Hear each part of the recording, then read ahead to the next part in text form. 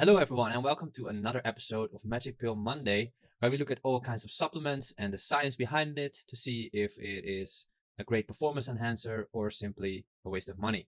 And today we're looking at Rhodiola Rosea, which is also known as the fatigue killer. And actually, it is this little nice plant here on the left, and the supplement is mostly made out of the roots. Now, where do we find this supplement? We find this supplement mostly in Arctic regions, actually, so the north of the world, could be anywhere in Asia, Europe, or the Americas, and it grows often on high altitudes. So you cannot find this herb probably very local to you unless you are living in one of those northern regions, and it is not available in foods like many of the other supplements we talked about. So you really have to buy this supplement in a capsule form to get its benefits. Now, why would you supplement Rhodiola rosea? Well, it's known as an adaptogenic herb, meaning that it can help you become more resilient to stress and anxiety, for example. It is known to be anti-fatigue and possibly improve your mood and your cognitive functions. So some great benefits from this herb. Let's have a look at the science.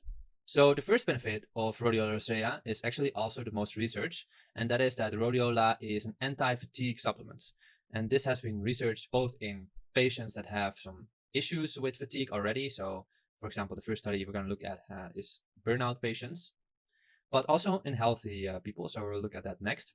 So these two studies are done on people that already have fatigue issues. So the first study is burnout patients. The second study is people that have symptoms of chronic fatigue. And in both studies, they used 400 milligrams a day of Rhodiola rosea. And in the first study, that was for 12 weeks, and the second study for 8 weeks. And we see a lot of improvements. So in the first study, we see that the burnout symptoms get better, the stress symptoms get better, and they have improvements in sexual function. And in the second study, we see that fatigue goes down. So measurements of fatigue are lower after 8 weeks of Rhodiola rosea in those 100 patients.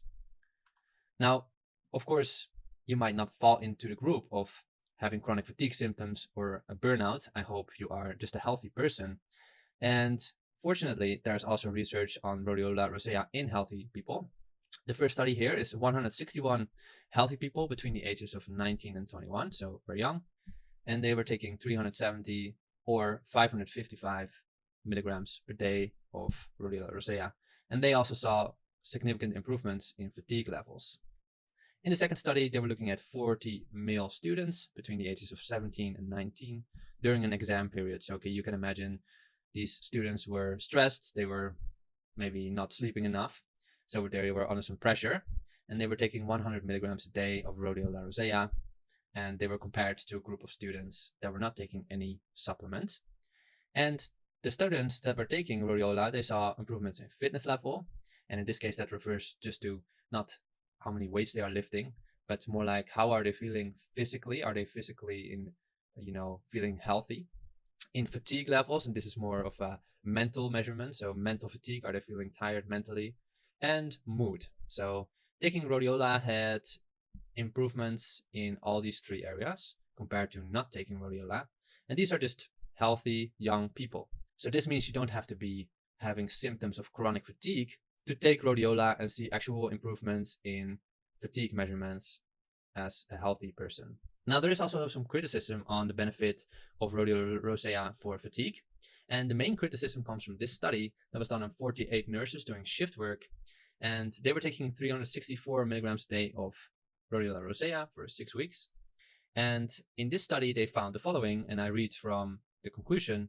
This study indicates that among nursing students on shift work, a 42-day course of Rhodiola rosea compared with placebo worsened fatigue.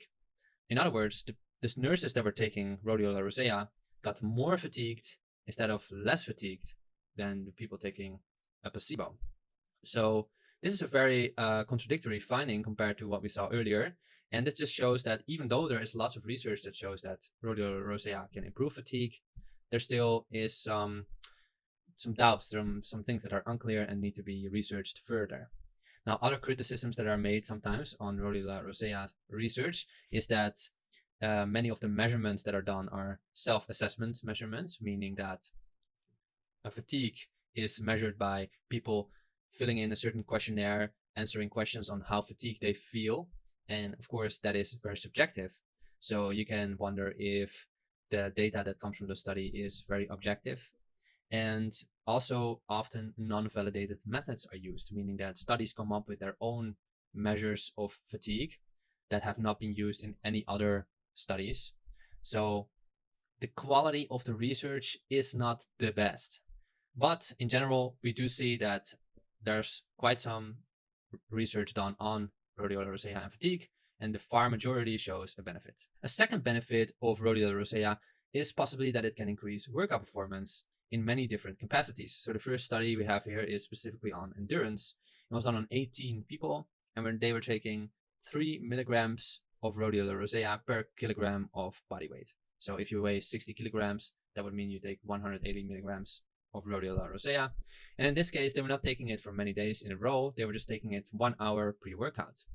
And what they found in the study is that the people taking Rhodiola saw an increase in their time trial time, so they were faster, and also a lowering in the perceived effort, meaning they felt like things were easier when they were taking Rhodiola rosea. Another study looked at rhodiola, but then in high intensity exercise. So the previous study we looked at was a time trial in 6 miles. So that's quite a long time trial.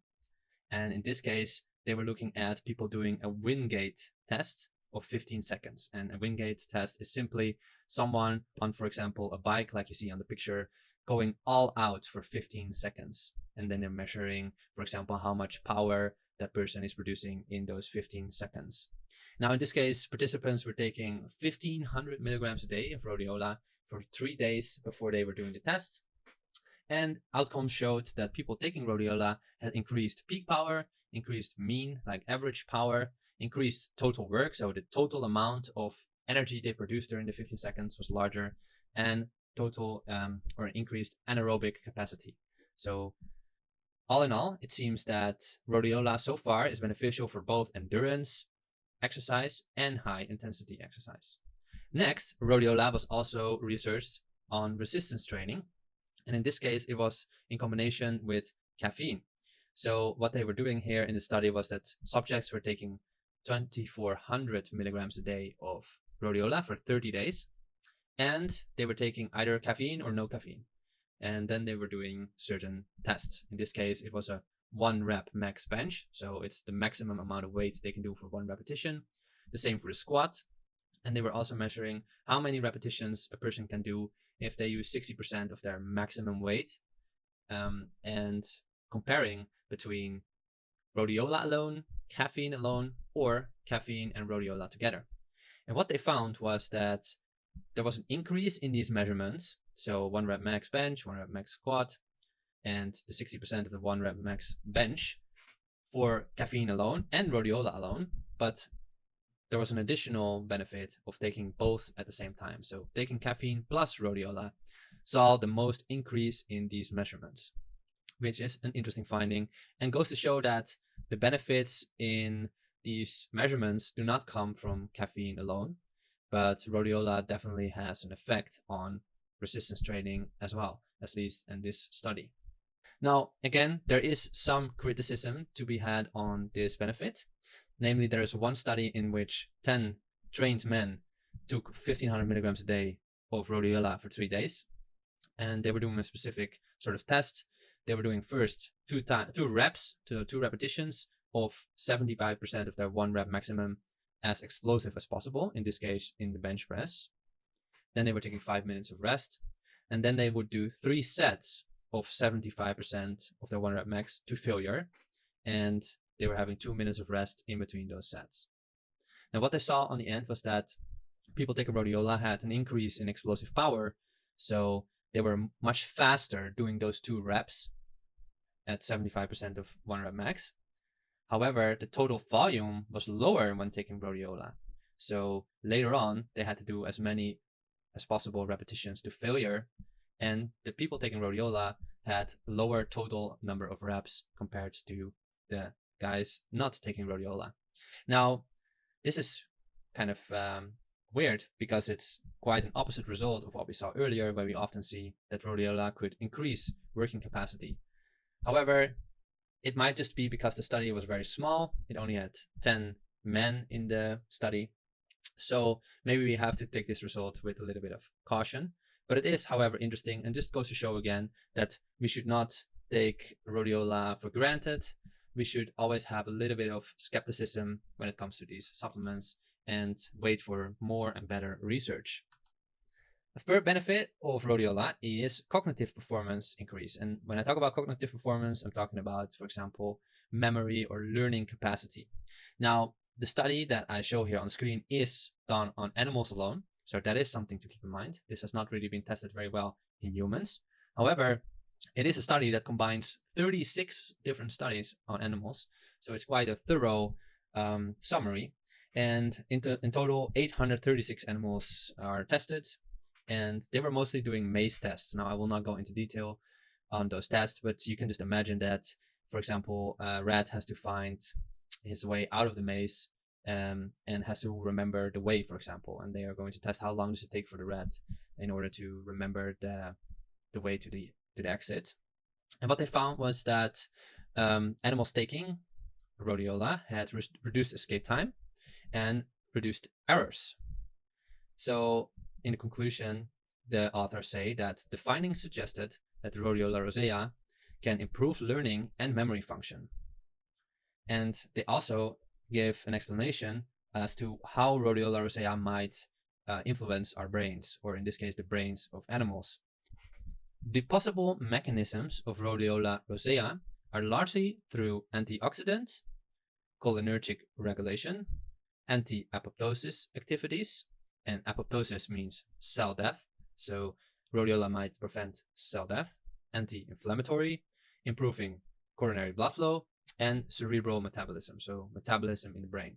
So rhodiola seems to have many different ways it can positively influence our brain and our cognitive performance. However, as mentioned, this has only been studied in animals. So we still have to see if this also translates to humans. But still, it is a very interesting finding. And 36 studies is a lot of studies. So they are at least quite confident that this is the case in animals. The fourth benefit, and the final one we'll talk about, is that rhodiola might improve our mood. So in this study, they were taking 400 milligrams a day for 14 days, and they were looking at 8 people. And the outcome states the following. The experimental group demonstrated a significant reduction in self-reported anxiety, stress, anger, confusion, and depression at 40 days, and a significant improvement in total mood. So many different areas where rhodiola seems to have a positive effect on our overall mental health, actually. In this study, they were looking at 101 people taking 400 milligrams a day of rhodiola for 4 weeks, and they were mostly taking measurements related to stress, and they found the following. Invariably, all tests showed clinically relevant improvements with regard to stress symptoms, disability, functional impairment, and overall therapeutic effect. Improvements were observed even after 3 days of treatment, as were continuing improvements after 1 and 4 weeks.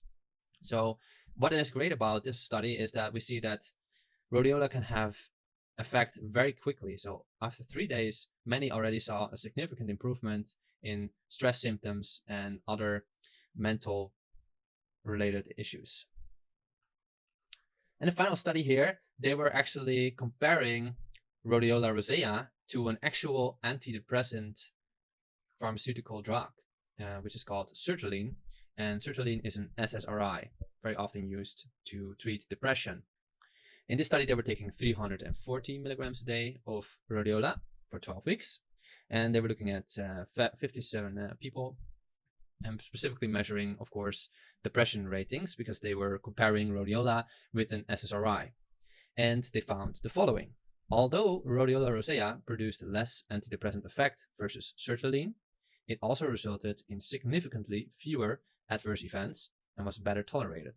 So actually what they found in the study is that rhodiola does have an antidepressant effect. It's just not as strong as the SSRI, but it still works. But what is great about rhodiola is that it has a lot less side effects. So apparently people taking SSRIs are experiencing lots of side effects and way less so using Rhodiola rosea. So potentially if you are feeling a little bit down, depressed, and you're not willing to go on an SSRI because of the risks that they involve, you could try Rhodiola Rosea, and it might benefit you. Risk and downsides, there are no scientifically established negative downsides of rhodiola. This might just be the case because there's not super much research about it. But we have seen studies where people were taking up to 1500 milligrams a day or even more. And this seems to be safe, at least in those studies. And typical dosages of rhodiola are actually below this 1500 milligrams. Now, anecdotally, it does seem that some people online report that taking rhodiola can give them dizziness and headache. It is not very clear what could cause this, but one reason could be that it seems that rhodiola could lower blood sugar, and as a result, some people could get hypoglycemia, so low blood sugar, after taking rhodiola, which could contribute to dizziness and headache. Now, this is all anecdotal and speculation, keep that in mind, but it is a possibility and something to keep in mind if you are thinking about taking rhodiola. So when it comes to dosage and quality, it seems that the minimal effective chronic dose is 50 milligrams a day. So it seems that there are people that already see benefits taking only 50 milligrams a day for a very long period of time. But in general, dosages are much higher in research, and especially if you are looking for acute effects, so direct effects, you want to take rhodiola and see effects right now, today, dosages are typically higher, somewhere between 288 and 600 milligrams at once. However, some studies use even dosages up to 1500 milligrams a day, so there's definitely some variation, and you should probably just figure out what is the right dosage for you and experiment a little with that. Now, quality is actually a huge concern when it comes to rhodiola. There is some research that has been done, and of course, I'll put all the research down in the description, that took a test of different rhodiola supplements on the market, and they found that 80% of the supplements that they took off the shelves did not really have the same levels of rhodiola as they said they had on the label. So they were underdosed compared to what it reported on the label. And 20 to 25% of the supplements they found were actually not Rhodiola Rosea at all. So that is very disturbing. Now, it doesn't mean that they were unhealthy supplements necessarily, but it just means that they were not useful at all. So people buying these supplements were literally wasting their money. Furthermore, sometimes rhodiola supplements do not mention anything about the strength, and this is a big red flag. So whenever you want to buy rhodiola, make sure that the brand you are buying is mentioning the percentage of rosafins and the percentage of salidrosides. So these are two compounds in rhodiola that make the rhodiola effective. So typically you would see 1 to 3% of rosafins and 1 to 5% of salidrosides. If this is not mentioned on the package, you should probably not buy it, because a good quality company will have measured these levels. Now, it's not a guarantee. Of course, anybody can put anything they want on the label, but it is a first step to at least weed out the lowest quality of supplements. Now, from personal experience, I have used rhodiola as a pre-workout supplement, and I found a great use from that. I found it made me able to go longer in the gym, and also afterwards I did not have this large dip in energy that I normally had when I went to a workout. I also used it just when I had stressful periods of time, and I found that it was great for lowering my overall mental fatigue. Now, I do have to mention that if you use it daily, in the beginning you will feel a lot of effect, but eventually you do get used to the effect, and it doesn't feel that impressive anymore. And I did also feel that we were just talking about dosages, but for me personally, I really have to take 500 milligrams or more, so relatively high dose, to feel a proper effect of rhodiola. Final verdict, I would give rhodiola an 8.5 out of 10. I think it has a lot of promising scientific results in multiple aspects that are very relevant today. I mean, lots of people are dealing with mood issues, stress, fatigue, and rhodiola seems to be perfect for that. It seems to be perfect for improving exercise performance potentially. Now, also, there are no notable downsides as of now. So that is also a very great point about rhodiola. It should be mentioned, however, that the research is still in its infancy. So the research that is available is not of the highest quality. So there's definitely still a lot to gain from there. And quality is a concern with rhodiola, as we saw earlier. Lots of the products on the market seem to be underdosed. So that is something that is not great about rhodiola. It's easy to get scammed. But overall, I think rhodiola, if you can get actual rhodiola, is a wonderful supplement. Now, if you like this video, please leave a like and subscribe. Comment if you ever tried rhodiola and what your experience was with it. And also let me know what kind of supplement you would like me to talk about next. Thank you so much for your time, and talk to you later.